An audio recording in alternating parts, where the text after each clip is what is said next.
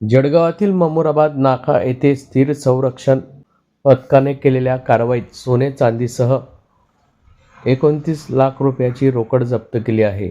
महानगरपालिका निवडणुकीच्या पार्श्वभूमीवर पथकाला तपासणी दरम्यान एका कारमध्ये 29 लाख रुपयाची रोकड, 3 किलो चांदी, 8 तोळे सोने मिळून आले.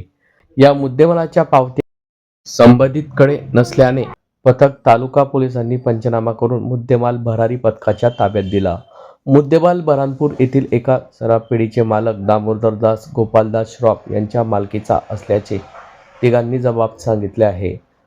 पंचनामा करून सदर मुद्देमाल भरारी पथकाच्या ताब्यात देण्यात आला असून पावत्या सादर केल्यानंतर खात्री करून परत करण्यासंदर्भात योग्य तो निर्णय घेण्यात येणार असल्याची माहिती यावेळी माध्यमांना प्राप्त झाली आहे. आज दिनांक 14 जानेवारी रोजी सकाळी 10 वाजता ही माहिती माध्यमांना प्राप्त झाली आहे. याबाबत महानगरपालिकेचे अधिकारी यशवंत वाघचौरे यांनी अधिक माहिती दिली. तर काय नेमकी काल कारवाई केलेली आहे? काल सकाळी सुमारे 10 वाजेच्या आसपास ममुराबाद नाका इथे एक संशयास्पद गाडी आढळून आली आम्हाला. त्याची चेकिंग केल्या असता त्याच्यात 29 लाख कॅश आणि बाकी सोने व चांदीचे दागिने आढळून आले. त्याबद्दल त्या माणसाला विचारपूस केली तर त्याकडे त्याचा ठोस पुरावा नाही सापडला. मग आम्ही आचारसंहिते कक्षेला कळवलं.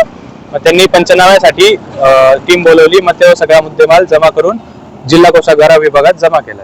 सर, कारमध्ये नेमके किती लोक होते? मुद्देमाल नेमकं कोणाच्या मालकीचा आहे तो आता सध्या कुठे होतो?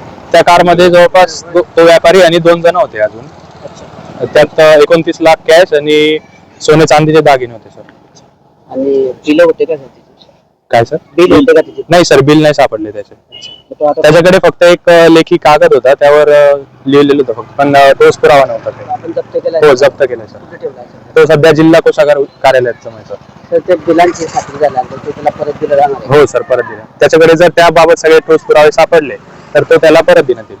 सर, तुमचं नाव? यशवंत वाघचौरे.